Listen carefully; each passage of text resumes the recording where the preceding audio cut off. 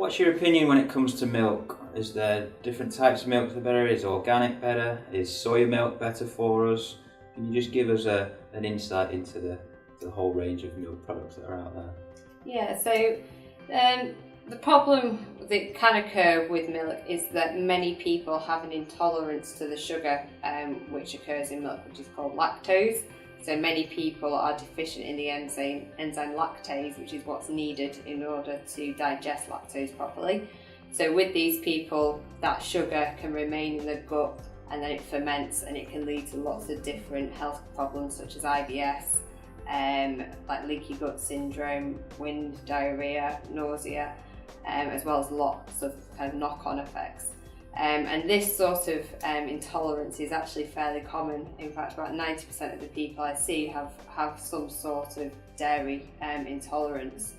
So I usually recommend people that they try cutting dairy out of their diet for at least 2 weeks and then introduce it back in gradually and just see how it affects them, how it makes them feel. When it comes to the different sorts of dairy that are available, definitely organic is by far the best. Even better than that would be unpasteurised, unhomogenised raw milk. That's quite hard to get a hold of. It is becoming kind of more mainstream now, so there are a few dairies in the UK that do supply it. But that basically means that it still has the good bacteria in it that we need to properly digest it. So if you are going to have dairy, make sure it's organic and unhomogenised, unpasteurised if possible. Avoid soya replacements for dairy like the plague. Soya is very high in compounds which mimic estrogen inside the body, and it's also very closely related to estrogen related cancers such as breast and ovarian and prostate cancer.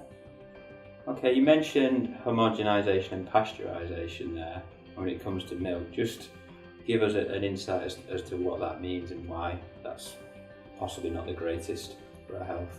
So pasteurisation and homogenisation are both basically heating processes that companies use through the milk to get rid of any of the bad bacteria that's in there, but at the same time as killing off the bad bacteria, it also kills off the good bacteria, and they do that to give the products a longer shelf life so that it can be processed and stored on our supermarket shelves.